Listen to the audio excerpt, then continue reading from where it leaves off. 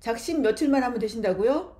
작심 하루만 하면 되는 거예요. 이틀, 3일까지 어떻게 살까 생각하실 필요가 없어요. 하루하루만 따라가면 누구의 뜻 가운데에 서 있냐? 하나님의 뜻 가운데에 서 있게 되어진다. 하나님 중심적인 삶과 자기 중심적 삶을 대조해서 설명하고 있는데 자기 중심적인 삶이 얼마나 위험한지 그걸 잘 보여주고 있습니다. 보기 쉽게 여러분들에게 보여드리는 거예요. 하나님 중심적인 삶, 하나님을 경험하는 삶의 필수 조건은 아무나 하실 수 없어요. 예수 그리스도를 나의 구주와 주님으로 영접한 사람, 관계가 맺어진 사람이 하나님을 경험하는 삶을 할 수가 있다. 여기 조그맣게 숫자 표시된 거 있지요? 이거는 여러분의 교재 페이지예요. 여러분들이 예습하시면서는 수평으로 선을 그리세요. 그리고 제가 여기서 보여드린 것은 수직으로 선을 그리세요. 글씨를 다 쓰려고 하지 마세요. 왜냐하면 교재에 있는 것을 그대로 여기다 옮겨서 그냥 요약해 놓은 거니까 안 쓰셔도 돼요. 세로줄 친 것만 보시면 강의 흐름을 따라갈 수가 있으니까 그렇게 하시면 되겠습니다. 다시 묻습니다. 예수님이 나의 구주와 주님으로 영접한 사실이 있습니까? 있으면 끄덕끄덕, 아니면 도리도리. 네, 고맙습니다. 그러면 선생님이 누구시냐? 이렇게 주님과의 관계가 형성된 사람은 선생님이 성령님이시다. 그냥 우리가 혼자 살아가는 게 아니에요. 우리의 선생님이 성령님이다. 성령님이 무엇에 대해서 가르쳐 주시는가? 하나님이 누구신가? 그 하나님의 목적은 무엇인가? 하나님이 그 목적을 이루시는 길, 방법은 무엇인가? 이거를 성령님이 가르쳐 주십니다. 성령을 넣어놓은 이유는 이 과목은 성령님이 우리를 이끌어가는 그런 과목입니다. 성령님과 동행하는 그런 과목입니다. 라는 것을 계속 보면서 강의를 듣도록 제가 그림을 넣은 거예요. 그러면 성령님이 사용하시는 권위의 원천은 무엇일까? 성경이에요. 그러니까 우리가 성경을 많이 알고 많이 암송하고 있으면 성령님이 하시는 말씀을 민감하게 알아들을 수가 있어요. 근데 우리가 성경과 멀리하고 있으면 성령님이 말씀하셔도 민감하게 알아듣지를 못합니다. 자기 중심적인 삶을 사는 사람들은 항상 프로그램을 원해요. 방법을 원해요. 근데 하나님 중심적인 삶은 프로그램으로 되는 게 아니에요. 방법으로 되는 게 아니에요. 관계성 속에서 이루어지기 때문에 필수 조건이 주님과의 관계로부터 시작됩니다. 자기 중심적 삶을 사는 사람들은 자기가 체험한 거, 체험 중요합니다. 근데 자기가 체험한 거, 자기가 여태까지 습관적으로 가져왔던 거, 자기 해결책, 그게 제가 계속 강의할 때 말씀드렸던 내 관점입니다. 내 관점은 자기 생각이 막 머릿속에 돌아가는 거예요. 그리고 머릿속에 돌아가는 핵심은 뭐냐? 육신의 정욕, 안목의 정욕, 이생의 자랑이에요. 성경은 창세기서부터 요한계시록까지 내 관점으로 사는 사람들은 결말이 패망의 지름길로 가는 것이다. 그러니까 나의 신앙의 특징이 여기에 치중되어 있다면 나는 지금 패망의 지름길 위에 서 있다고 말해도 틀리지 않습니다. 하나님 중심적인 삶을 사는 사람들은 하나님의 관점으로 살아가요. 예수 그리스도, 성령 하나님, 하나님 아버지, 삼위일체에 하나님께 초점을 두고 그의 기초는 어디에 있는가? 성경에 있다. 그래서 하나님 관점으로 사는 사람들은 하나님께 가까이 가는 복을 누리게 되어져요. 나는 여기 중간이야. 중간은 없습니다. 우리 신앙생활에서 중간은 없어요. 하나님을 경험하는 삶은 이제 하나님의 관점으로 하나님께 가까이 가는 복을 누리도록 안내해 주는 책. 그래서 제가 하는 다른 강의와는 포맷도 다르고 여러분들이 나눈 내용도 다릅니다. 하경삼의 핵심은 하나님의 뜻을 알고 행하는 길이에요. 보세요. 아는 것 중요해요. 그 조 나눔 시간에도 여기서 말하고 있는 핵심 그런 주제, 그런 것들을 알고 있는지 그것을 나누도록 포맷이 되어 있습니다. 그리고 알았으면 어떻게 하느냐? 행해야 돼요. 지금 19쪽에 갔어요. 여기 19쪽으로 써있지요. 알고 행해야 돼요. 이 알고 행하는 길은 예수님이 이 지상에서 마지막으로 하셨던 말씀과 일맥상통합니다. 그것이 마태복음 28장 20절이죠. 가르쳐 지키게 하라는 거예요. 알게 하기 위해서 가르치는 거예요. 가르치기만 하고 끝나면 안 되죠. 행하도록 하기 위해서 지키기까지 하라고 이 땅에서 지상 대명령의 마지막에 이렇게 말씀을 하고 있고, 이 교재는 예수님이 마지막으로 하신 대명령 속에 들어있는 그 원리대로 우리들을 안내한다. 그렇게 생각하시면 틀림없고요. 조지 트루엣 목사님은 가장 위대한 지식은 하나님의 뜻을 아는 것이고, 그러니까 우리가 하나님의 뜻을 아는 것은 가장 위대한 지식을 아는 거예요. 그러니까 여기서 끝나면 안 돼요. 가장 위대한 행동은 하나님의 뜻을 행하는 것이다. 가장 위대한 지식과 위대한 행동을 하도록 하경삼이 우리를 안내해주고 있다. 예수님께서는 이 뜻을 알고 뜻을 행하도록 내가 곧 길이요 그렇게 말씀하셨어요. 하루하루 따라오라는 의미이다. 근데 자기중심적인 사람은 먼저 상세한 계획을 알려달라는 거예요. 내가 5년 뒤에 10년 뒤에 어떻게 될지 상세한 청사진을 보여주세요 라고 요청을 해요. 대부분 그렇게 요청하는 사람은 하나님이 말씀해 주셔도 따라가냐? 대부분이 안 따라가더란 말이지요. 이건 임상실험 결과예요. 상세한 계획을 요구하나 하루하루 순종하지는 않습니다. 그러니까 누구와는 멀리 있는 모습이냐? 하나님과는 멀리 있는 모습이다. 지난주에 살펴봤지만 하루하루 따라간 사람이 있어요. 아브라함이 하루하루 따라갔습니다. 마침내 가나안 땅에 도착했어요. 매일매일 인도하심 따라서 행동을 했고, 그래서 하나님이 원하시는 곳에서 하나님이 원하시는 일을 하나님이 원하시는 방법으로 했던 사람이 아브라함이고 우리의 믿음의 조상이라고 그렇게 불리워지고 있습니다. 우리가 하루하루 예수님을 따라가면 예수님이 나를 하나님의 뜻 가운데 거하게 하실 거예요. 그러니까 하나님을 경험하는 삶은 누구를 따라가는 삶이냐? 예수님을 따라가는 삶이다. 오늘은 강의를 듣고 오늘은 예습하지 말라는 거예요. 화, 수, 목, 금, 토 5일이잖아요. 6번 반복을 하면 우리 마음 가운데 남아있다는 거예요. 이 교재가 포맷을 한 것은 그 교육학적인 원리에 따라서 이렇게 포맷을 한 거예요.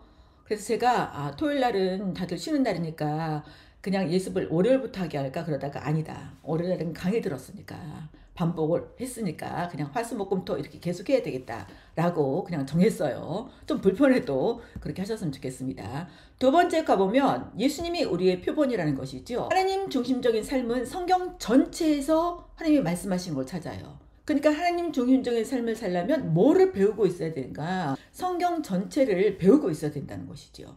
그렇지 않으면 하나님 중심적인 삶을 살기가 쉽지가 않다. 그러면 하나님이 말씀하심 속에서 누가 역사하시는 걸 찾는가? 하나님이 역사하시는 걸 찾고 하나님이 어떤 분이신가를 우리가 잘 알게 되어져요. 그래서 우리가 결정하거나 우리가 신비한 경험 또 하나님을 경험하는 것에 따른 평가를 어떻게 하는 사람이냐? 기준은 항상 성경의 원리예요.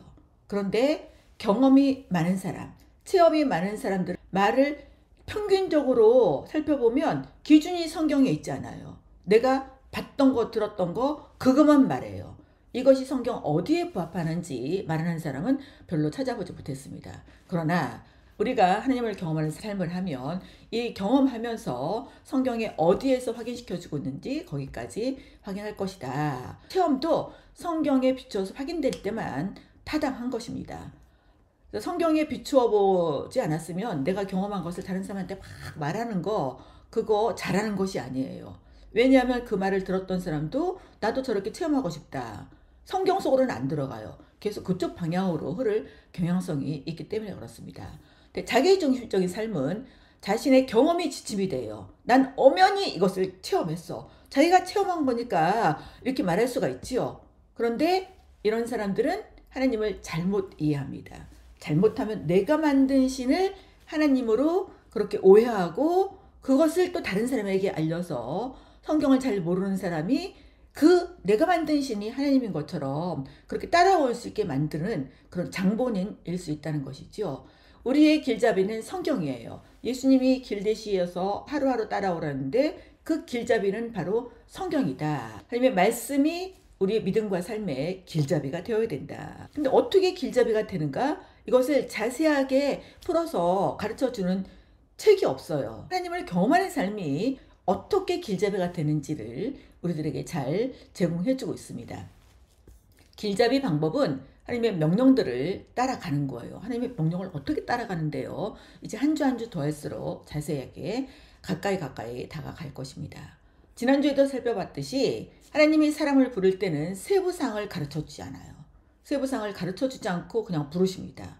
부르실 때에 어떤 분은 아무개야 너 이거 해라 라고 말하는 분도 있는데 하나님이 우리가 듣는 이 음성으로 그렇게 말하는 그런 경우는 드물어요. 대부분은 자기 마음속에 깨달음이에요. 그래서 저는 내가 하나님의 음성을 들었다. 그 말을 함부로 사용하지 마십시오. 하나님이 저에게 이런 부담을 주셨습니다. 하나님이 저에게 이렇게 깨달음을 주셨습니다. 이렇게 표현하면 좋겠다라고 제안합니다. 이렇게 하지 말아라. 그건 아니에요. 더 좋은 표현으로 하도록 권면하는 것입니다. 제가 교회 다닐 때만 해도 교회가 지금처럼 교육훈련을 그렇게 시키지 않았어요. 주일날 교회 와서 예배 드리고 적절히 섬기고 헌금 잘하고 그러면 그 사람은 믿음이 굉장히 좋은 사람으로 간주해 줬습니다. 그렇기 때문에 이런 가르침이 없었지요. 근데 가르쳐야 된다는 거예요. 제 마음속에. 너무 웃기지 않아요? 아니 자기가 교회에서 교사를 해보기로 했어. 배우기로 했어. 제 모교회가 안 가르쳤으니까. 근데 제가 목사님께 가서 목사님 저는 가르쳐야 되겠어요. 너무 웃기잖아요. 너무 내성적인 사람이에요. 교회는 제가 누군지도 잘 몰랐어요. 너무나 말을 안 하고 다녀가지고. 세우상 가르쳐주지 않았어요. 그냥 마음속에 그런 마음. 나는 가르쳐야 되네. 왜? 교회가 안 가르쳐서 내가 이렇게 됐잖아. 그러니까 가르쳐야 돼. 그리고 지금까지 가르치고 있잖아요. 제가 언제는 뭐 지구촌교회 사역하고 언제는 두란노가 사역하고 이 세부상 하나도 가르쳐주지 않았어요. 그러니까 하나님이 하라고 하시는 것을 한 발 내딛으면 다음 발을 하나님께서 인도하신다. 오늘 하루 순종하면 되는 거예요. 우리가 결정해야 될 거 경험 평가 기준은 항상 성경이 원리해야 된다. 다시 말씀드리지만 뭐를 잘 알고 있어야 된다? 성경을 잘 알고 있어야 된다. 경험은 성경에 비추어서 볼 때만 타당합니다. 근데 자기중심적 삶은요. 경험을 중시해요. 그리고 기도원에 자주 가요. 성경으로부터는 멀어집니다. 프로그램 방법을 계속 찾아다닙니다. 그리고 세상적인 방법을 찾고 자기 개인적인 경험에 기댑니다. 이거는 패망의 지름길에 들어선 그런 증거라고 말할 수가 있습니다. 여러분들이 지금까지 하나님께 무슨 질문하셨는지 두 가지를 보여드릴 거예요. 예수 뺐으니까 다 알 거예요. 내 인생을 향한 하나님의 뜻은 무엇입니까? 다 이렇게 물었어요. 학용삼을 하기 전까지는 저도 이렇게 물었습니다. 이거는 잘못된 질문이죠. 항상 저기서 왼쪽은 잘못된 길이에요. 오른쪽은 하나님께 속한 길이에요. 성경의 오른쪽은 영생의 길이고 왼쪽은 패망의 길이라고 성경이 방향 설정을 해주고 있기 때문에 저도 방향을 그렇게 쓰고 있어요. 그럼 뭐라고 물어야 되는데 하나님의 뜻은 무엇입니까? 저는 이 문구를 이 교재에서 30몇 년 전에 처음 봤어요. 그 내용을 읽으면서 망치로 머리 한 대 돌리게 맞은 그런 충격이었습니다. 그때 그 충격을 저는 아직도 잊지 못합니다. 하나님 뜻은 무엇입니까? 그럼 이게 뭔데? 라고 물어야 됐잖아요. 그 교재 밑에 써 있었지요. 그릇된 질문이고 올바른 질문이에요. 아직도 이것을 모르는 사람이 많아요. 하나님의 뜻은 무엇입니까? 내 인생이 아니고 초점을 하나님께 맞춘 거예요. 왜냐하면 이 모든 세상이나 내 개인의 모든 계획들을 누가 계획하고 계시냐? 하나님이 계획하고 계시고 하나님이 목적하신 바대로 이끌어가고 계세요. 창조 때부터 지금까지 예수님 오실 때까지 그렇게. 그래서 하나님께 초점이 맞춰져야 된다는 거예요. 근데 내 인생을 향한 초점이 어디에 맞춰 있어요? 나에게 맞춰져 있지요. 잘못된 질문은 잘못된 답을 얻는다는 거예요. 그래서 제가 여기서 이것을 똑바로 알고 제 모든 강의에는 우리는 하나님의로부터 출발해서 하나님과 계속 같이 믿음으로 살아가는 것입니다. 나로부터 출발하는 것은 아닙니다. 라고 말씀드렸던 기억 날 거예요. 그게 바로 여기서 나온 거예요. 하나님의 뜻은 무엇입니까? 그릇된 질문하는 사람은 하나님과 상관없는 삶을 살아가요. 콜택시는 부르면 내가 부른 자리까지 옵니다. 마치 하나님을 콜택시처럼 부르는 거예요. 하나님 여기로 오세요. 그리고 이 일 하세요. 나를 여기로 데려가세요. 이렇게 콜택시처럼 하나님을 부리는 사람, 그 사람이 내 인생을 향한 하나님의 뜻은 무엇입니까? 라고 질문하는 사람의 특징이라는 것이죠. 그럼 올바른 질문을 하는 사람은 어떤 사람일까? 하나님이 항상 일하고 계시기 때문에 하나님의 뜻은 무엇입니까? 이렇게 물어야 된다는 것이죠. 그러면 하나님이 항상 일하시는 걸 보는 사람은 하나님의 일에 동참해요. 마치 우리가 기차를 타러 갈 때는 기차 보고 우리 집 앞으로 와. 그렇게 못하잖아요. 어디까지 가야 돼요? 기차역까지 가야 되지요. 그러면 내가 목적하는 바를 태우다가 거기 내려줍니다. 그러니까 하나님의 목적에 우리가 올라타야 되는데 내 목적에 하나님께서 내가 원하는 대로 하라고 그렇게 하면서 신앙생활 잘한다고 주장하고 또 인정해주는 그런 교회와 그런 사람들이 많이 있지 않습니까? 왜 하나님의 뜻은 무엇입니까? 이렇게 물어야 돼요. 하나님이 항상 내 주위에서 일하고 계시기 때문에 그렇습니다. 그 예를 예수님을 통해서 볼 수가 있어요. 일단 이 구절을 읽을게요. 예수께서 그들에게 이르시되 내 아버지께서 이제까지 일하시니 나도 일한다 하시매. 자기가 일하는 게 아니라 아버지가 일하니까 그 일하는 것을 보고 예수님이 일하신다는 거예요. 그러므로 예수께서 그들에게 이르시되 내가 진실로 진실로 너희에게 이르노니 아들이 아버지께서 하시는 일을 보지 않고는 아무것도 스스로 할 수 없나니. 예수님도 스스로 할 수 있는 게 없다는 거예요. 근데 우리는 혼자서도 잘해요. 그렇게 하고 있죠. 아버지께서 행하시는 것을 보고 아들도 그 아버지의 일에 참여하는 거예요. 그와 같이 행하느니라. 아버지께서 왜 이렇게 보여주실까요? 20절 아버지께서 아들을 사랑하사 자기가 행하시는 것을 아들에게 다 보이시고 또 그보다 더 큰 일을 보이사 너희로 놀랍게 여기게 하시리라. 아들에게만 보여주는 게 아니라 우리들에게도 보여준다는 거예요. 그러면 이 본문의 근거에서 질문. 누가 항상 일하고 계시죠? 아버지가 항상 일하고 계시죠? 아들이 혼자 할 수 있는 일이 얼마만큼이에요? 아무것도 스스로 할 수 없다는 거예요. 아들이 무엇을 합니까? 아버지께서 행하시는 걸 보아요. 그리고 그와 같이 행합니다.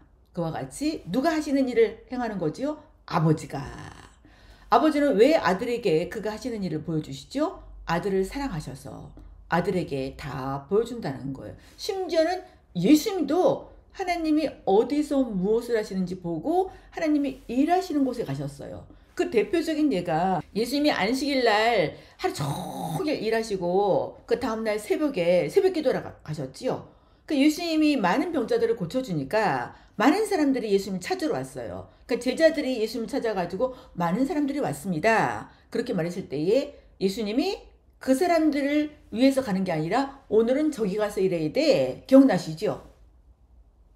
그 날 그 시간 하나님이 저쪽에서 일하시는 거예요. 그래서 예수님이 그쪽으로 가셨다. 예수님이 스스로 하지 않으셨다는 거예요. 하나님이 예수님과의 사랑의 관계를 통해서 그분의 목적을 이루고 계심을 여기 이 본문에서 잘 보여주고 있습니다.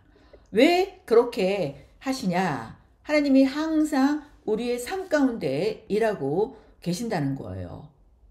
근데 우리는 그걸 잘 알아요, 몰라요? 잘 몰라요.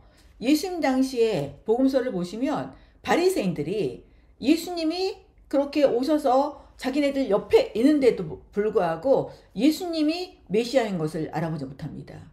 왜 그랬을까요? 하나님 중심적이었을까요? 자기 중심적이었을까요? 자기 중심적이었어요. 하나님을 매일 경험해요. 왜 매일 경험하죠? 하나님이 항상 우리 가운데서 일하고 계시기 때문에. 근데 하나님을 어떻게 알아보는지 몰라요.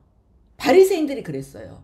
그래서 예수님을 결국 십자가에 내어주는 그런 일까지 했지요. 하나님이 항상 우리 가운데 일하시는데 성령님이 말씀을 통해서 하나님이 언제 어디서 역사하고 계신지 우리들을 가르쳐 주십니다. 그래서 우리가 말씀을 잘 알고 있으면 더 민감하게 성령님이 나에게 지금 말씀하고 계시구나. 그거를 알아차릴 수가 있는 것이죠. 이렇게 가르쳐 주시기 때문에 우리 삶 주위에서 하나님이 일하시는 것을 정확하게 알아볼 수가 있다. 그럼 이렇게 보여주는 것은 뭐냐? 하나님의 일에 합류하도록. 그렇게 합류하기 위해서는 조정이란 단계를 지나가야 돼요. 근데 학영삼에 굉장히 중요한 부분이 바로 이거예요. 조정이에요. 근데 우리는 조정 없이 들으면 곧바로 순종하러 가려 하니까 순종이 제대로 안 되죠. 조정하면 순종하고 하나님을 경험하게 된다. 누가 이 일을 이렇게 하도록 우리를 끌어들이시냐? 하나님이 우리를 이런 사랑의 관계로 끌어들이신다. 하나님을 경험하는 삶에 들었다는 것은 누가 끌어들이신 거예요? 하나님이 끌어들이신 것에 우리가 응답하신 것입니다. 그렇다면 인생에서 가장 중요한 요소가 뭐냐? 하나님과의 사랑의 관계예요. 하나님이 원하시는 한 가지, 그 한 가지를 말한다면 나와 사랑의 관계성 속에 머물러 있어라. 근데 이 한 가지를 안 하고 다른 여러 가지를 하잖아요. 그러니까 하나님이 일하시는 것이 제대로 보여요? 잘 안 보여요. 이게 가장 중요한 요소다. 근데 자기 중심적인 삶은 사랑의 관계를 위해 창조되었다는 사실을 몰라요. 그리고 이 사실을 별로 들을 일도 없지요. 하경삼에서 이것을 계속 말해주고 있지 별로 이것을 말해주지 않아요. 그럼 왜 가장 중요할까요? 창조의 목적이 하나님이 창조하신 이 인간들과 사랑의 관계성 속에 머물러 있기 위해서, 그래서 하나님의 형상대로 만드신 거예요. 그래서 우리가 신앙생활, 그리스도인 생활은 하나님과의 사랑의 관계의 질에 좌우가 되는 거예요. 내가 믿음으로 사는가 살지 못하는가, 그거는 기초가 뭐냐, 나와 하나님과의 사랑의 관계의 정도가 1에서 10까지 1이냐 2냐 8이냐 이거에 따라서 그리스도의 삶이 한가름 난다는 것입니다. 기초가 하나님과 사랑의 관계다. 근데 사랑의 관계가 아니기 때문에 자기중심적 삶은요, 인생의 목적이 뒤죽박죽이에요. 교회 여정이 나옵니다. 적절히 또 섬기기도 합니다. 헌금도 합니다. 또 봉사도 합니다. 그런데 인생의 목적은 뒤죽박죽이라는 사실이죠. 근데 인생의 목적이 뒤죽박죽인 것 같다. 그럼 뭐부터 점검하셔야 되는가? 나와 하나님과의 관계가 사랑의 관계인가?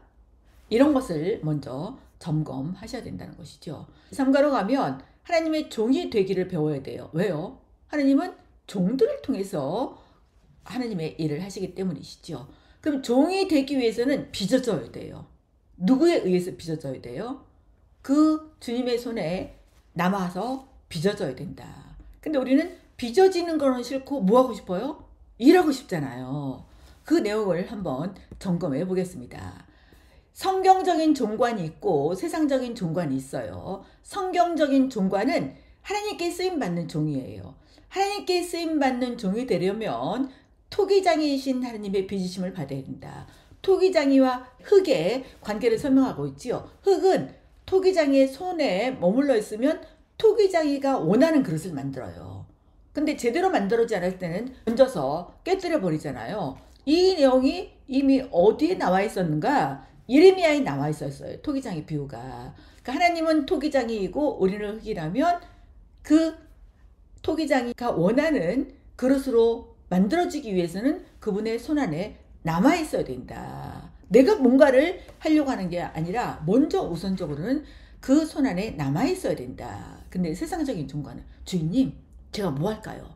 그럼 주인님이 말했다고 칩시다. 그럼 나가서 혼자 일해요. 누구하고는 상관이 없지요? 하나님하고는 상관이 없어요. 누구 열심으로 일하지요? 자기 열심으로 일을 합니다. 근데 하나님께 속한 종의 정체성은 하나님이 원하시는 도구로 나를 빚으신다는 사실, 나는 그분의 손 안에 빚어져 있다는 이런 정체성을 가지고 우리 인생을 하나님의 목적을 이루는 자리에서 사용할 수 있도록 내어드리는 거예요. 그럼 누가 일하는 거지요? 하나님이 일하는 거예요. 여러분 착각하지 마세요. 내가 일하는 게 아니에요. 하나님이 하나님의 일을 하시는데 누구를 통해서 하시냐? 나를 통해서 하시는 것 뿐이에요. 그러니까 결과적으로는 누가 일하냐? 하나님께서 일하신다. 근데 하나님께서 일하시는 걸 빼니까 누가 일하는 것이 되는 거예요. 내가 일한 것이 되고 나를 안 나눠주면 좀 섭섭하고 섭섭한 게 커지면 거기서 나오게 되고 그런 일상을 살게 되어지지요. 하나님이 종을 통해서 일을 하시는데 누구 손 안에 빚어진 종을 통해서 일하십니까? 하나님 손 안에서 빚어진 종을 통해서 일을 하신다. 종을 통해서 일하시는 걸 알면 그 종은 하나님께 반응을 해요. 반응을 해서 누구의 뜻에 맞춰가냐? 하나님의 뜻에 맞춰간다는 것이죠. 그러니까 하나님의 원대한 계획 속에 저는 이런 모습으로 사용하시는 거예요. 또 여러분은 다른 모습으로 사용을 하시는 거예요. 여러분 개인의 인생의 계획이 있는 게 아니라 하나님의 원대한 계획 속에 각각 쓰임새가 다른 것이다. 똑같이 쓰임새가 있는 것이 아니다. 그래서 하나님께 반응하고 맞춰 나갈 때 누구의 목적이 이루어질까요? 하나님의 목적이 이루어지면 사람들은 누구를 알게 될까요? 하나님을 알게 되는 거예요. 거기가 바로 하나님의 나라가 되는 것입니다. 세상적인 종관은 지시는 받긴 받았어. 근데 이 지시를 제대로 받았는지도 모르죠. 자기가 원하는 것을 받았다고 착각할 수 있죠. 주님이 원하시는 자리에 있지 않아요. 이런 사람을 향해서 예수님께서 오늘 단원의 암송 구절인 나를 떠나서는 너희가 아무것도 할 수 없습니다 라고 말씀하셨어요. 하나님의 뜻에 맞춰 나가야 된다는 것을 말씀하고 있습니다. 하나님의 종으로 살았던 엘리야의 예도 들어보면 엘리야가 이방 선지자 몇 명하고 대결을 벌였냐? 850명이에요. 850대 1로 대결을 시작했습니다. 왜냐하면 엘리야 당시의 백성들이 이렇게 바알과 아세라 신, 우상을 숭배하고 있었어요. 하나님께로 돌아오지 않는 거예요. 그래서 이렇게 대결을 시작했습니다. 엘리야가 참 하나님이 누구신가 분별 방법으로 제시한 것이 너희는 그럼 너희 신을 불러. 나도 우리의 하나님을 부를 거야. 근데 신의 이름을 불렀을 때 불러 응답하시는 신이 참신이다. 우상 선지자들은요, 자기네가 섬기고 있는 그 우상이 정말 참신이라고 믿었던 것 같아요. 정말로 이 제단을 쌓고 기도하기 시작해요. 근데 우상이잖아요. 우상은 누가 만들었어요? 인간이 만들었잖아요. 걔네들이 어떻게 불을 내려서 응답을 하겠어요. 그러니까 자기의 막 몸을 다 칼로 이렇게 베어, 뭐 피가 흘리는 거 이런 상태로, 그래도 그 우상들은 불로 응답하지를 못합니다. 불로 응답하는 신이 참신이야 이렇게 제시를 하고, 엘리야는 제단을 쌓고 거기에 번제물을 올려놓고 그리고 거기에 물을 붓기 시작해요. 그리고 제단 주변에 도랑을 팠어요. 이 물이 도랑을 넘쳐서 흘러 넘치도록. 여러분, 불이 물에 붙습니까? 물을 부었다는 것은 이거는 하나님이 아니시면 100% 불이 탈 수 없다는 것을 보여준 거예요. 그리고 그 다음부터 기도하기 시작합니다. 그럼 엘리야가 누구의 제안을 이렇게 도전을 했을까? 자신의 계획을 발휘한 게 아니에요. 하나님의 명령에 복종해서 이렇게 하고 있는 것입니다. 엘리야는 이 경험 통해서 자기를 드러내기를 원했을까? 그러면 누구를 드러내기를 원했을까? 하나님이 이스라엘 중에서 하나님이신 것이 드러나기를 원했어요. 그리고 자기는 그 하나님의 종인 것으로 드러나기를 원했어요. 그리고 종인 자기가 하나님의 말씀대로 이 모든 일을 행하는 것인 것을 증명하고자 했습니다. 그럼 불이 붙으면 누가 드러나는 거예요? 하나님이 드러나는 거예요. 그래서 하나님이 이렇게 하고 있는 엘리야에게 불을 내려서 다 태웠는데 핥았다고 말을 하고 있어요. 물도 다 없어져 버렸어요. 그 정도로 강력한 불을 내렸다는 것이죠. 백성들이 이 도전에 대해서 어떤 반응을 보였을까? 보고 엎드렸어요. 아, 여호와? 그분이 하나님이시구나. 그걸 경험을 했어요. 그리고 이 사건에서 하나님이 하신 일이 뭐냐? 여호와의 불이 내려서 번제불, 나무, 돌, 흙까지 다 태우고 도랑이 물까지 말라버렸어요. 완벽하게 다 태워버렸지요. 이거는 하나님만이 하실 수 있는 일이에요. 엘리야를 통해서 이 일을 이루셨지요. 하나님이 하시는 일은 내가 할 수 있는 만큼의 크기냐, 하나님만 하실 수 있는 크기냐. 지난주 질문에서 말씀드렸던 거 기억나지요? 하나님은 하나님만이 하실 수 있는 크기로 모든 일들을 하십니다. 왜냐하면 내가 할 수 있는 크기로 일을 주면 그 일을 다 하고 난 다음에 누가 했다고 말하게 되어지죠? 내가 했지. 근데 이 일을 보세요. 내가 했다고 말할 수 없잖아요. 하나님이 하셨지. 그래서 이 사건에서 엘리야가 한 거는 하나님께 순종한 것 뿐이에요. 그 나머지는 다 누가 있죠? 하나님이 이루셨다는 거예요. 여러분, 백성들이 이 초자연적인 기적을 봤잖아요. 이거를. 그러면 그 다음부터는 하나님이 참신이야 하고 이 바알과 아세라 신에서 돌아서야 되지요. 돌아섰을까요? 안 돌아섰어요. 그래서 엘리야가 나만 남았다고 하나님께 그렇게 항변하면서 도망가고 있는 그 모습들을 뒤에 본문을 통해서 알 수 있습니다. 경험했다고 하나님께 바짝 가는 게 아니에요. 그러니까 하나님이 누구신지를 알고 순종하고 그 순종이 말씀 속에서 어떻게 드러나고 있고 그분이 하나님이시고 여기까지 가야지 경험한 것이 하나님께 가까이 가도록 만들어준다는 거예요. 그래서 덮어놓고 일하는 걸 그만두라고요. 우리는 덮어놓고 일하기를 참 좋아합니다. 왜 덮어놓고 일하는 걸 그만둬야 되는가? 관계없이 일하지 않으세요. 하나님은 덮어놓고 아무 일이나 하지 말고 먼저 내 앞에 있어라 라고 말씀하세요. 왜요? 하나님은 관계성 속에서 일을 하시기 때문에 그렇습니다.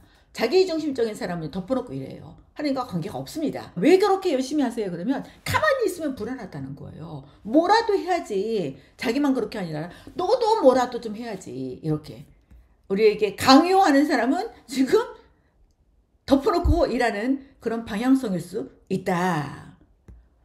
그러니까 영적인 우선순위가 뭐냐? 하나님과 사랑의 관계성 속에서, 하나님과 사귐 속에서 우리 삶을 그분께 맞추기를 원하세요. 그러면서 그분 나라의 일에 참여시켜 주시는 거예요. 누가요? 하나님이. 하나님이 참여시켜 주는 거예요. 저도 제가 한다고 그러지 않았어요. 오, 이거를 해야 되네 라는 마음에 큰 부담을 줬어요. 그리고 이거는 뭐 상상치도 못할 말이에요. 근데 하나님께서 하나님의 일에 저를 끼워 주신 것이지요. 지금까지도 이렇게 끼워 주시고 있지요. 여기 자기중심적인 삶은 사랑의 관계는 건너뛰어버려요. 여기서 열매가 일의 결과가 아니라는 거지요. 관계의 결과 속에서 열매가 나와야지, 일의 결과 속에서 열매가 나오면 그 열매는 좀 독이 있는 그런 열매가 나올 수도 있다. 관계가 중요하다. 이 관계는 하나님과의 사랑의 관계를 말하는 거예요. 그래서 우리가 반드시 이 관계성 속에서 알아봐야 될 두 가지가 있어요. 주님이 어디 계시지? 그곳에 우리가 있어야 될 곳이에요. 그러면 주님이 무엇하고 계시지? 그 일이 우리가 해야 될 일이다. 초점이 누구여야 돼요? 주님이, 하나님이 어디에 계시는가, 무엇을 하고 계시는가. 이제 4, 5과는 하나님을 경험하는 삶의 실체를 자세히 설명하고 있습니다. 변화되지 않는 당신 그대로의 상태는 하나님과 동행할 수 없다. 그러니까 하나님을 경험하는 삶은 우리를 변화의 자리로 이끌어낸다는 것을 방향 설정을 해주고 있습니다. 하나님이 하시는 일이 있고 내가 하는 일이 있습니다. 하나님이 하시는 일은 그분의 뜻을 그의 사람들에게 보여주지요.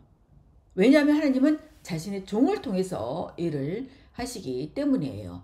비성경적으로 오해하는 사람들은 하나님이 명령만 하시고 나 혼자 열심히 하라는 듯이 그게 나 혼자 열심히 해요. 하나님과 관계가 없어요. 근데 이것을 착각하면 당신은 참 열심히 하시는군요. 믿음이 좋네요. 이렇게 말해줘요. 여러분, 당신은 믿음이 좋으시군요. 이거 함부로 말하지 마세요.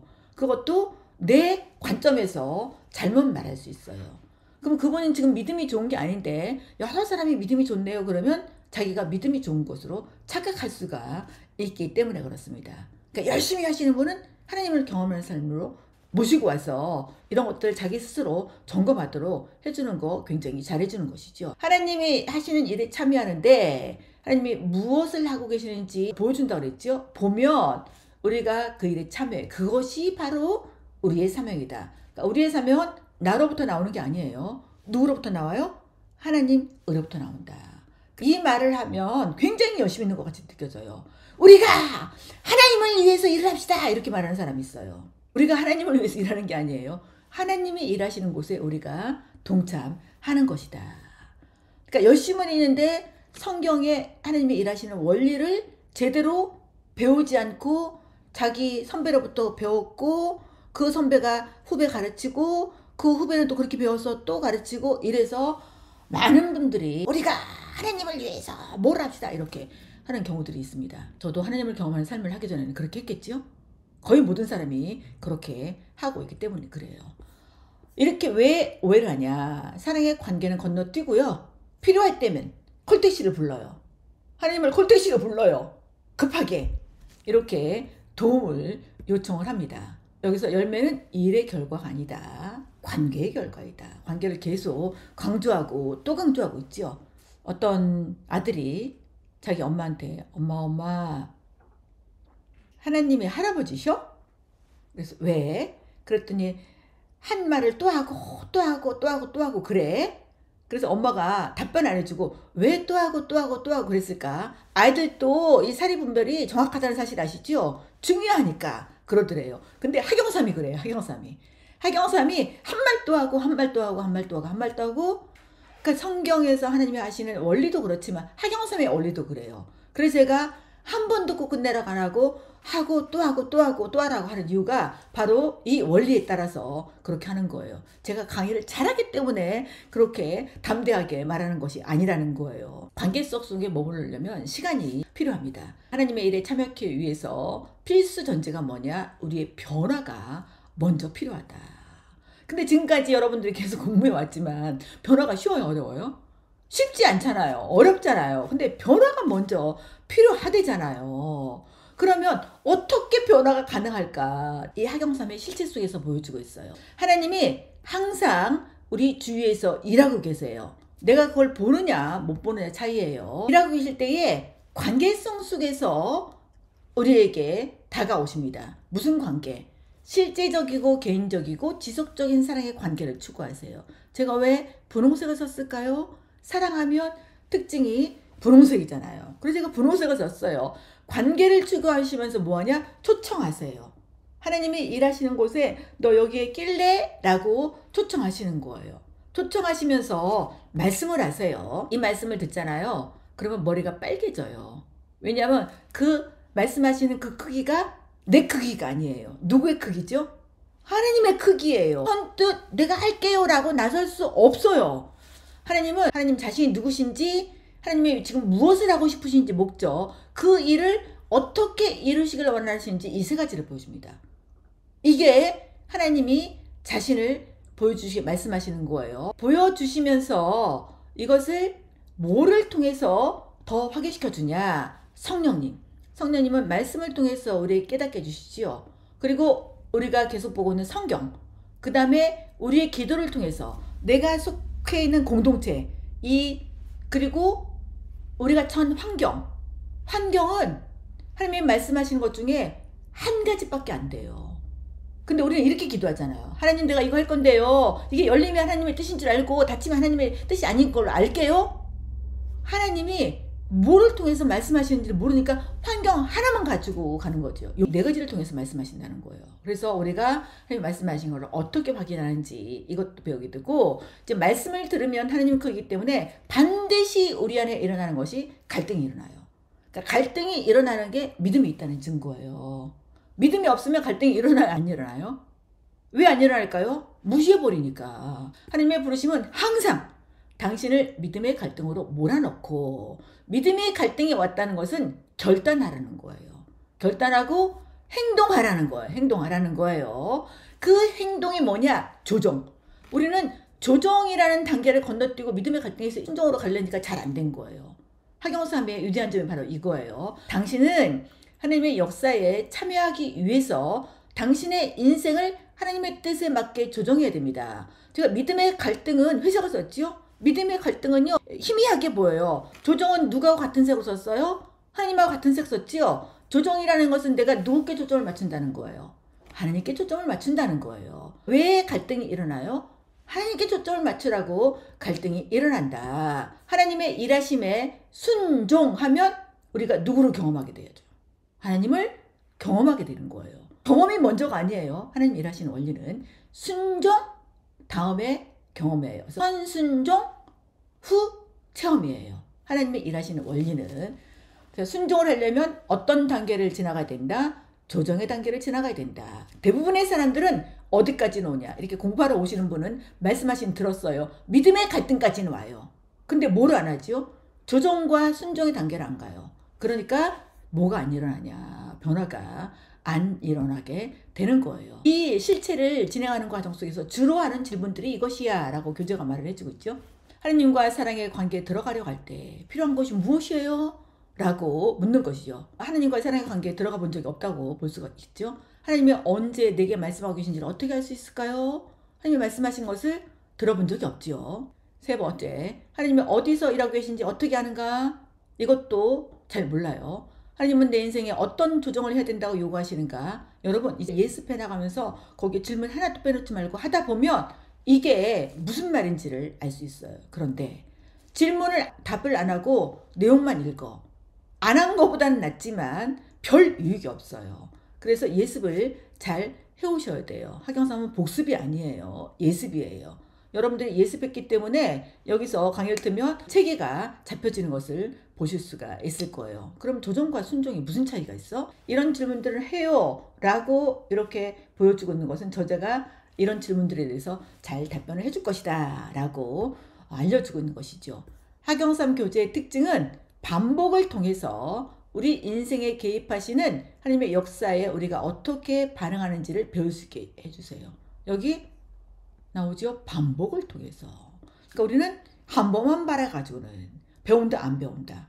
안 배워요. 그래서 계속 반복하는 거예요. 이 반복하는 것이 누가 사용하는 원리다? 하나님께서 사용하는 원리다. 성경에서 하나님이 쓰신 인물들의 삶의 공통점을 보면, 공통적인 특성을 보면 하나님이 말씀하셨을 때에 그 인물들은 하나님이 말씀하신다는 사실을 알았습니다. 알았고 하나님이 지금 무슨 말씀하시는지를 알아들었어요. 하나님이신 것도 알았고 그 하나님이 하시는 말씀도 알아들었고 그 알아들은 말씀에 대한 반응으로 무엇을 해야 되는지를 분명히 알았다. 이 사람들은 우리하고 다른 사람들이 아니에요. 우리하고 똑같은 그런 사람이었어요. 근데 이렇게 알았고 알아들었고 무엇을 해야 되는지 알았다. 그럼 누구도 이게 가능하다는 거죠.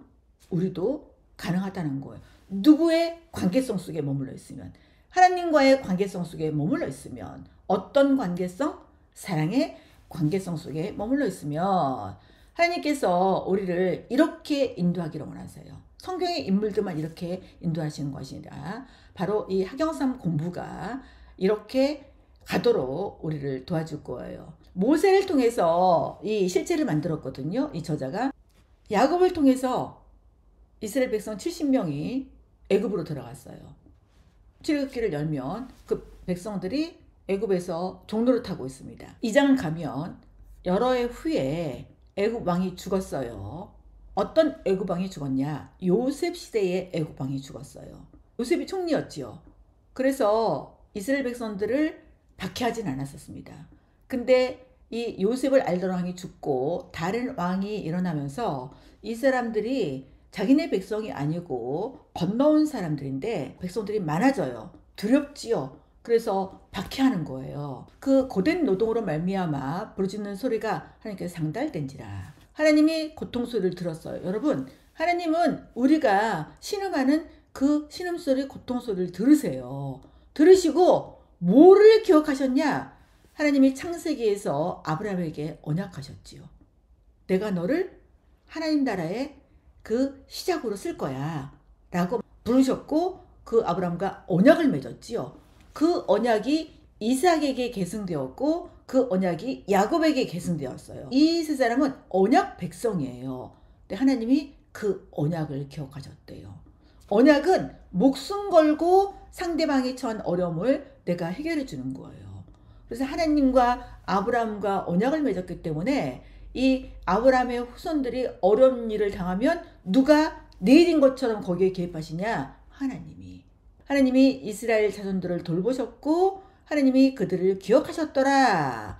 이렇게 기억하셨다는 것은 이제 하나님이 이 백성을 다시 가나안 땅으로 들여보내겠다고 약속하신 그 약속을 지킬 거예요. 그게 바로 하나님의 계획이었거든요. 근데 하나님의 계획에 맞게 모세를 잘 준비시켰어요. 얼마 동안.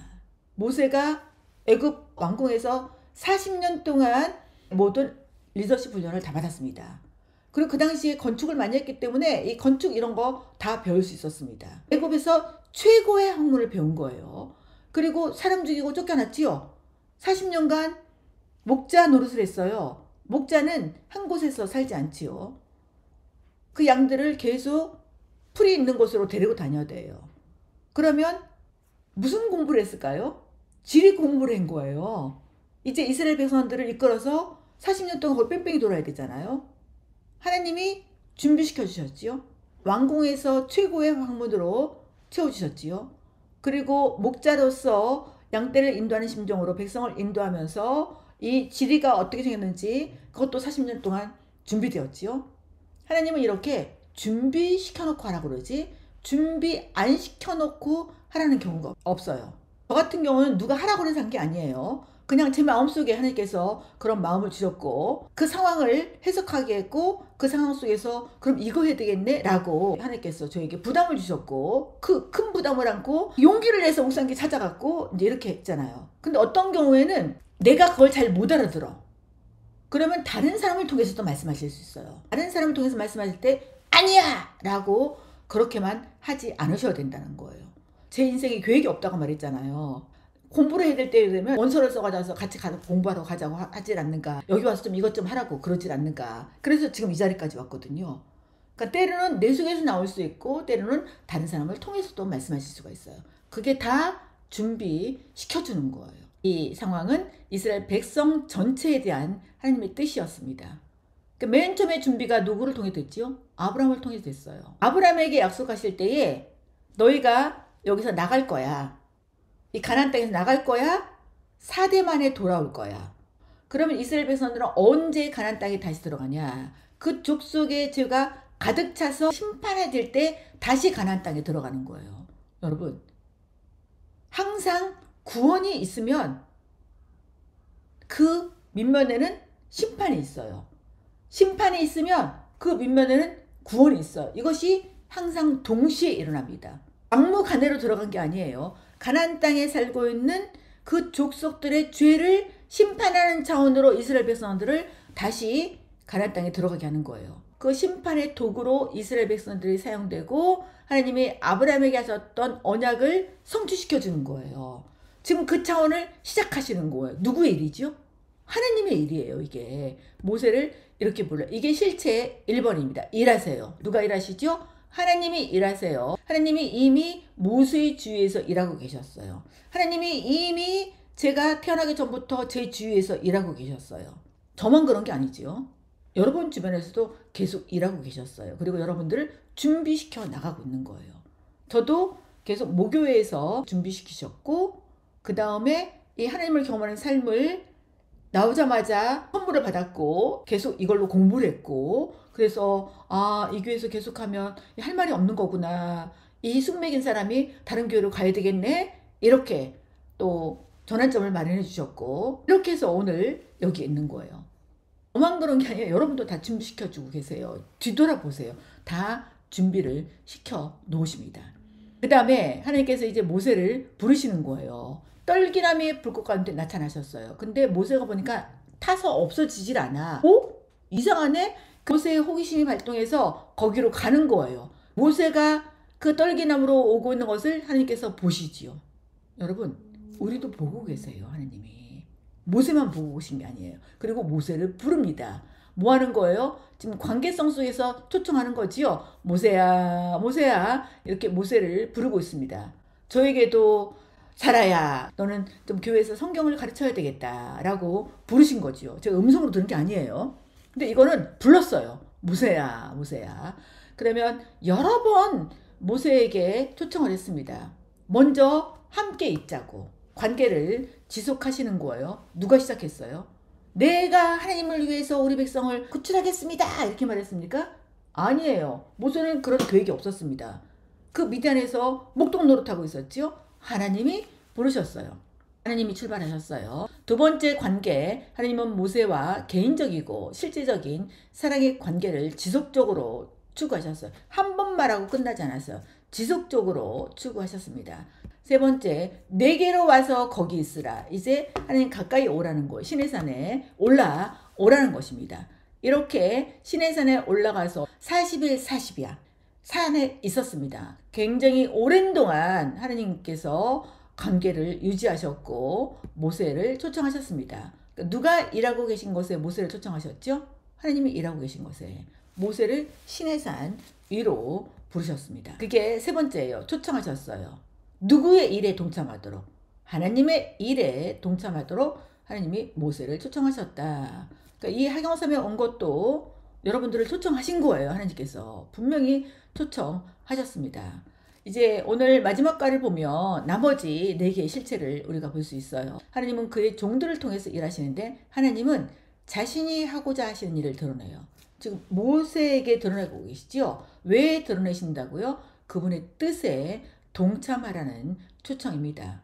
어저께 우리 교회는 추수감사절 하면서 컴패션에서 와서 컴패션에서 무슨 일을 하는지 아이 한 명을 위해서 45,000원을 후원하도록 도전했어요.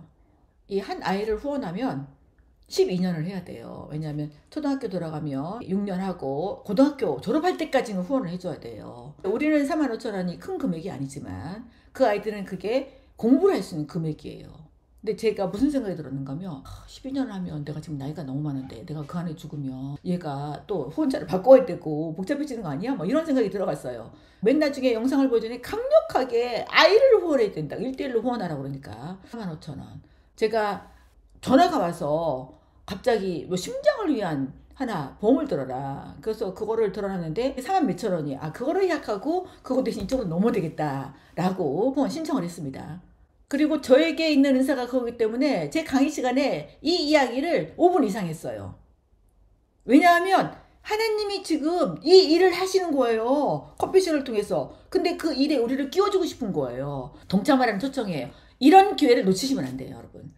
여기서 이제 말씀하시는 것이죠. 나는 내 조상의 하나님이니 밑도 끝도 없이 갑자기 나타난 그런 신이 아니라는 거예요. 아브라함의 하나님, 이삭의 하나님, 야곱의 하나님이다. 역사 속에서 계속 한 흐름으로 언약을 지키고 언약을 성취시켜 왔던 그 하나님이다 라는 것을 보여주고 있어요. 애굽에 있는 내 백성의 고통을 들었어. 근심을 알았어. 그래서 내가 할 것이 뭔 줄 아니? 애굽인의 손에서 그들을 인도할 거야. 그래서 어디로 데려가? 내가 아브라함에게 약속한 그 가나안 땅으로 데려갈 거야. 이게 하나님의 목적이에요. 이스라엘에게 약속하신 땅을 주기 위해서 자신을 드러내고 있는 것입니다. 이게 말씀하신 것이죠. 하나님 자신 누구신지 내 조상의 하나님, 아브라함의 하나님, 이삭의 하나님, 야곱의 하나님이다. 자신의 목적, 이 이스라엘 백성들을 가나안 땅에 데려가는 거예요. 어떻게? 모세를 사용해서 하겠다라고 말씀하셨습니다. 여러분, 이게 지금 모세의 그림이에요. 떨기나무 물고 가운데서 말씀하신 모세를 그린 거예요. 모세의 머리가 빨개졌어요. 여러분이 모세라면 그럼요 제가 가야지 그랬을까요? 나 못해 이랬을까요? 100%나 못해 그랬지요. 모세도 우리하고 똑같은 사람이에요. 그래서 나 못하지 이렇게 말한 것이 이제 갈등이에요. 모세가 믿음의 갈등 속에 들어갑니다. 어떻게? 내가 누구이기에? 이 말은 나는 못합니다. 80년간 목자 생활하면서 정체성이 없어졌어요. 이제 80 먹은 노인네잖아요. 아니 나를 부르려면 젊었을 때 좀 부르지. 이렇게 나이가 들었을 때 불러요? 여러분 하나님의 때에 하나님의 방법으로 부르시는 겁니다. 하나님은 잘 나가는 사람이 필요가 없어요. 모세가 잘 나갈 때는 왕궁에 있을 때잖아요. 왕자로. 잘 나갈 때는 그것 필요가 없어. 누가 일하실 거기 때문에. 하나님이 일하실 거기 때문에. 80 먹은 할아버지를 사용하시겠다는 거예요.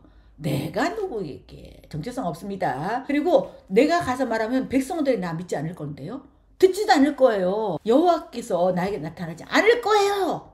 누구 생각 말하고 있는 거예요. 자기 생각을 말하고 있는 거예요. 의심을 하고 있어요. 우리하고 똑같아요? 달라요? 똑같아요. 그리고 핑계. 나는 본래 말을 못해요. 입이 뻣뻣해요. 혀가 두네요. 하나님하고 긴 토론에 들어가요. 그래서 하나님이 결국은 말 못한다고 뻗대니까 하나님이 그럼 네 형 아론이 말 잘하잖아. 그럼 아론을 옆에 붙여줄게. 나는 너한테 말하고 네가 아론에게 말해. 그러면 백성에게는 아론이 말하게 해. 여러분 이거 효율성 떨어지지 않아요? 그냥 하나님이 아론에게 직접 하면 되잖아요. 누구 생각에? 내 생각에. 하나님은 그렇게 일하지 않는다는 거예요. 하나님은 모세를 통해서 일을 하겠다는 거예요. 우리가 하나님이 말씀하셨을 때 곧바로 이렇게 자기 생각을 말하고 핑계를 대고 뻗대면 나에게 붙지 않아도 될 아론이 붙어요. 그래서 그 아론이 결국 금송아지 만들어내고 이런 일을 하잖아요. 모세 너만 리더야? 하나님이 우리도 불렀었거든. 이렇게 미리암하고 같이 반역도 하고 이렇게 하나님과 긴 토론을 들어가다가 결국에는 주여 보낼 만한 자를 보냈어. 하나님을 화내게 했던 인물이 바로 모세입니다. 가겠다는 거예요? 안 가겠다는 거예요? 안 가겠다는 거예요. 내가 뻗대고 있다 생각이 들면 내가 지금 모세같이 하고 있구나 생각하시면 틀림이 없어요. 믿음의 갈등이 일어나요. 이렇게 말하는 게 정상이에요. 근데 이거를 길게, 너무나 길게 내 의견을 관철시키려고까지는 하지 말라는 거지요. 하나님의 부르심은 모세를 믿음의 갈등으로 몰아넣고 결단과 그에 따른 행동을 요구했다. 왜? 하나님이 하실 것이니까. 이미 다 준비시켜놨다니까요. 40년 다 준비시켜놨어요. 그리고 바로한테 가서 말을 해야 되니까 누가 바로를 가장 잘 알아요? 모세가 가장 잘 알지요. 아론은 왕궁에 살지 않았어요. 모세만 왕궁에 살았습니다. 이제 믿음의 갈등이 일어났으니까 조정을 해야 되겠죠. 조정은 누구께 하는 거예요? 누구께? 하나님께 하는 거예요. 애굽으로 돌아가라 라고 말씀하셨어요. 네 목숨 노리던 그 바로가 죽었네. 그러니까 돌아가. 그래서 이제 모세가 자기 애들들 데리고 애굽으로 돌아가는데 뭐를 손에 들었어요? 하나님의 지팡이. 이 지팡이는 뭐 하던 지팡이냐? 양칠 때 사용하던 지팡이에요. 똑같은 지팡이에요. 근데 이제 하나님께 쓰시니까 하나님의 지팡이가 되는 거예요. 하나님이 그렇게 명명해 주시는 거예요. 하나님의 지팡이를 손에 잡았더라. 긴 토론을 했지만 자기 인생을 하나님께로 조정을 했어요. 하나님이 말씀하신 모든 것을 하실 수 있다는 사실을 믿었습니다. 믿으니까 뭐 하게 되어져요? 이제 하나님이 가라는 대로 가게 되어져요. 순종을 했지요. 애굽으로 갔어요. 애굽이 누가 일하고 있는 곳이었어요. 하나님이 일하고 있던 곳이에요. 그 당시에 애굽은 바로의 말 한마디가 산천초목이 두려워할 정도 그렇게 대단한 파워를 가지고 있던 사람이에요. 그러니까 이 모세가 그렇게 반응할 만도 해요. 그걸 가장 지근거리에서 봤기 때문에 그렇죠. 근데 이제 확신을 갖게 되었어요. 하나님이 일하고 계신 곳, 하나님이 가란 대로 간다. 이렇게 조정을 했어요. 하나님의 뜻에 맞게 조정했습니다. 결국 하나님이 하라고 하신 일에 순종하는데 백성들을 이끌고 나와서 하나님이 이스라엘 자손들을 명령해서 앞으로 나가게 해라. 그리고 이 지팡이, 하나님이 하나님의 지팡이라고 명명해 주셨죠. 이 하나님의 지팡이를 든 손을 바다 위로 내밀어 갈라지게 해라. 하나님이 하실 일을 또 말씀을 해주셨어요.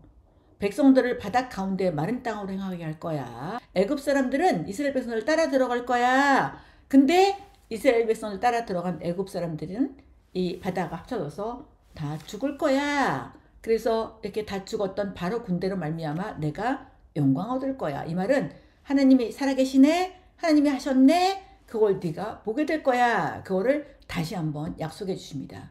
그래서 하나님이 하신 일이 뭐예요? 큰 동풍을 밤새도록 불어서 바다가 마른 땅이 되었습니다. 백성들은 바다 가운데 육지로 행했어요. 그것을 보고 바로의 군대 마병이 따라 들어갔습니다. 하나님이 이스라엘 백성들이 다 건너간 순간에 다시 흐르게 했어요. 그러면 따라 들어갔던 애굽 사람들은 어떻게 되었죠? 다 죽었어요. 그래서 하나님이 구원자시구나. 백성들이 이 사실을 믿었습니다. 여러분, 우리가 이때 이스라엘 백성들이었다면 이 이후에는 계속 순종 잘했겠죠? 잘했겠죠? 건너가서 3일 때부터 불평하기 시작해요. 3일부터. 그러니까 40년을 완전히 불평으로 계속 한 거예요.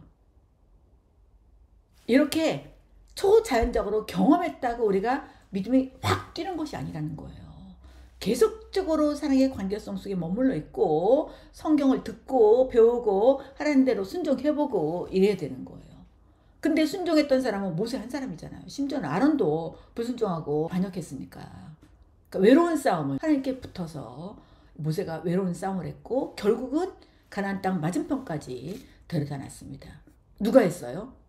모세가 하지 않았어요. 그래서 우리가 사람을 높이면 안 되는 거예요. 사람이 높아지는 순간에 누가 없어지냐? 하나님이 일하신 것이 없어져요. 그래서 우리는 좀 오글거려도 무슨 일이 일어났을 때에 하나님이 하셨다고 말하는 연습을 해야 된다. 주어를 하나님으로 두고 말하는 연습을 하셔야 된다. 모세를 쓰셨어요. 그리고 누가 일을 이루셨는가? 하나님이 일을 이루셨다.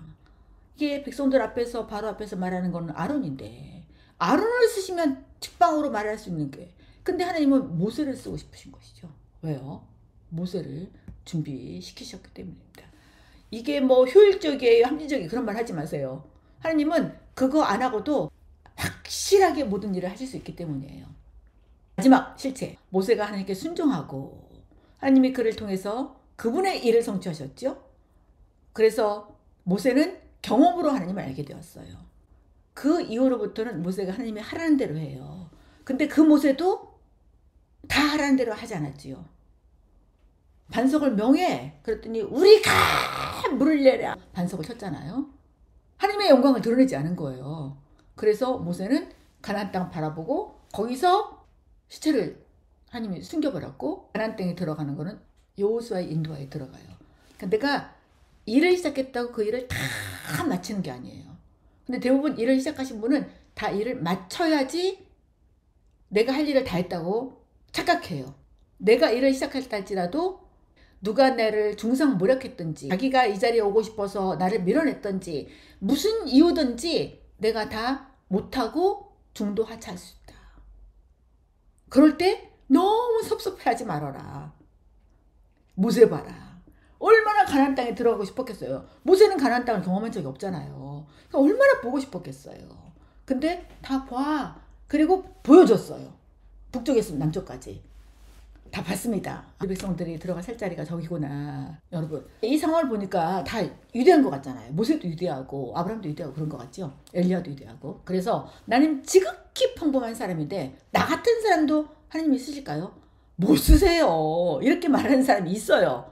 엘리야도 간절히 기도했는데 3년 6개월 동안 비 오지 않았어요. 다시 기도하니까 비를 줬어요. 우리처럼 평범한 사람이라고 야고보서가 해석을 해주고 있죠. 차이는 그냥 기도했을 뿐이에요. 누가 이 일을 한 거죠? 하나님이 이 일을 한 거예요. 베드로와 요한이 성령 충만함을 입고 담대하게 종교 지도자들 앞에서 증거했습니다. 그 결과로 옥에 가도 증거했어요. 성경은 베드로와 요한을 본래 학문이 없는 범인이라고 말하고 있어요. 차이가 뭐죠? 성령으로 충만한 거예요. 그래서 담대하게 말을 하게 되었고, 그 외에 성경에 나오는 인물들을 보면 하나님과의 관계가, 하나님이 그들에게 역사하심이 그들을 특별하게 만든 거예요. 하나님이 특별하게 만든 것이 그 사람 자체가 특별한 사람이 아니었다. 그래서 지극히 평범하다면 누가 쓰시기에 가장 적합한 사람인 거예요. 하나님이 쓰시기에 가장 적합한 사람이다. 그 얘가 무디 선생, 전도자였잖아요. 그냥 구두 깁던 구두 수성공이었어요.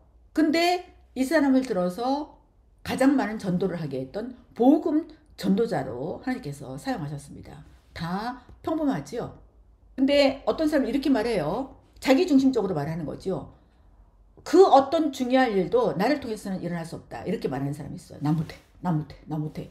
이렇게 해서 끝까지 못한다고 그냥 자포자기하는 사람이 있어요. 이 하경수함의 위대한 면이 이거예요. 자신에 대한 얘기가 아니라는 거예요. 그럼 누구에 대한 얘기를 하고 있는 거예요? 하나님에 대한 얘기를 하고 있는 거예요.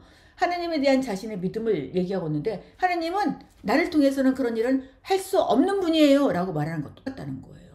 그러니까 불순종할 때에 이 문구를 기억하셔요. 이 문장을. 하나님, 당신은 나를 통해서는 그 일을 하실 수가 없지. 이렇게 말하는 것이다. 나에 대해서 말하는 것이 아니다. 하나님께 대해서 말하는 것이다. 하나님은요, 평범한 한 사람이 헌신할 때에 하나님이 기뻐하시는 그 어떤 일도 다 하실 수가 있어요. 평범하다면 하나님의 신은 가장 적합한 사람이다. 침례요한은 6개월밖에 사역을 안 했습니다. 예수님이 뭐라 그러니까 여자가 낳은 자 중에 요한보다 큰 자가 없다라고 그렇게 평가해주고 있습니다. 세상적으로 괜찮아 보이는 개인이 있을 수가 있어요. 괜찮아 보이는 교회가 있을 수가 있습니다. 그런데 하나님의 눈에는 절대로 용납되지 않을 수 있다는 거예요. 자기중심적으로 할 때에 그분이 하나님과의 관계성 속에서 일하지 않고 그냥 재능이 있어서 그렇게 하고 있다면 하나님은 그런 사람은 용납하지 않으실 수 있다.